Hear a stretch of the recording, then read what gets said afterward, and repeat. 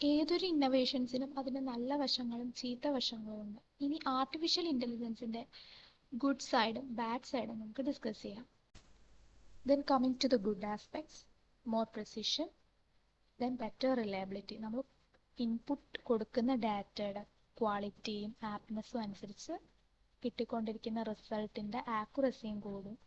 Then increased savings. Initial cost of implementations കൂടുതലാണെങ്കിലും long റണ്ണിൽ artificially created machines ധാരാളം പണച്ചെലവ് കുറയ്ക്കും. അതേപോലെ better safety, then more speed.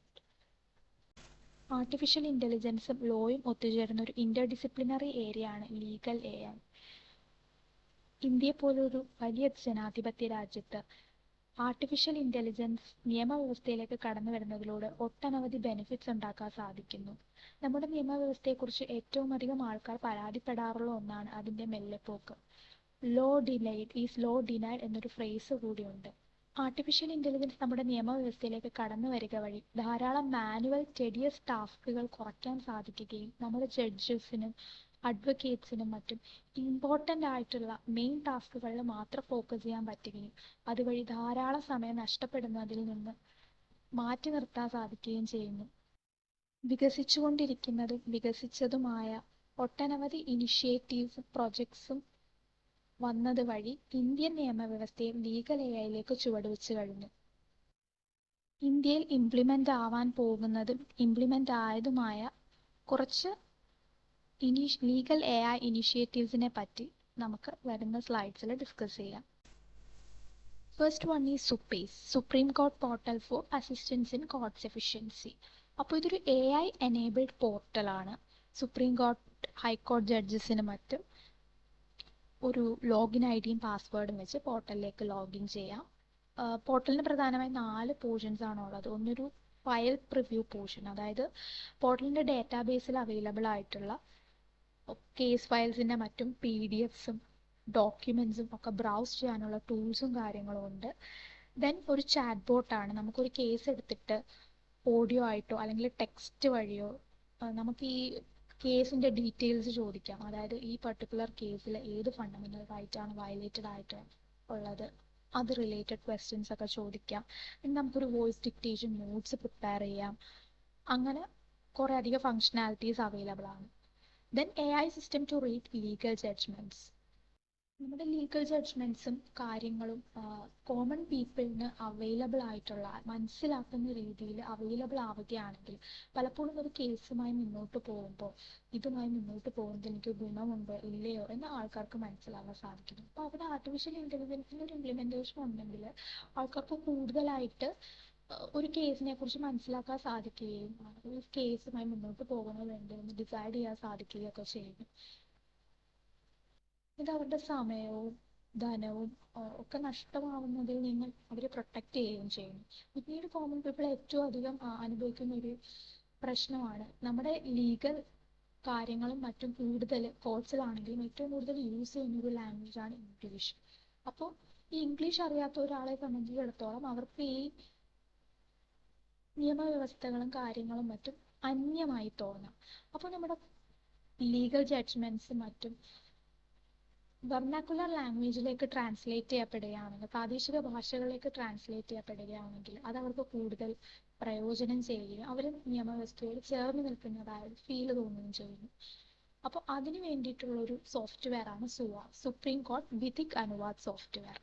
Then summarisation of legal case documents. Legal case ഡോക്യുമെന്റ്സിന്റെ സമറൈസേഷൻസിലേക്ക് AI കൊണ്ടുവരികയാണെങ്കിൽ അവിടെയുള്ള ഗുണം, നമ്മുടെ വക്കീൽമാരൊക്കെ ആണെങ്കിൽ തന്നെ അവർ ഏറ്റവും അധികം അവരുടെ സമയം പോകുന്നത് മുൻകാല കേസ് ഫയൽസ് കാര്യങ്ങളും പരിശോധിച്ചാണ്. അപ്പോൾ ഈ ഒരു നമ്മുടെ കേസ് ഡോക്യുമെന്റ്സിന്റെ സമറൈസേഷൻസ് AI വഴി പോസിബിൾ ആവുകയാണെന്നുണ്ടെങ്കിൽ അവരുടെ കുറേ സമയം ലാഭിക്കാൻ സാധിക്കുകയും അതുവഴി അവർക്ക് മെയിൻ ആയിട്ടുള്ള കുറച്ച് ടാസ്കിൽ ഫോക്കസ് ചെയ്യാൻ പറ്റുകയും നമ്മുടെ ലീഗൽ സിസ്റ്റത്തിന്റെ, ജുഡീഷ്യൽ സിസ്റ്റത്തിന്റെ എഫിഷ്യൻസി വർദ്ധിക്കുകയും ചെയ്യുന്നു. ഇനി ആർട്ടിഫിഷ്യൽ ഇന്റലിജൻസിന്റെ അതിപ്രസരം മൂലം ഉണ്ടായേക്കാവുന്ന കുറച്ച് ബാഡ് എഫക്ട്സിനെ കുറിച്ച് ചർച്ച ചെയ്യാം.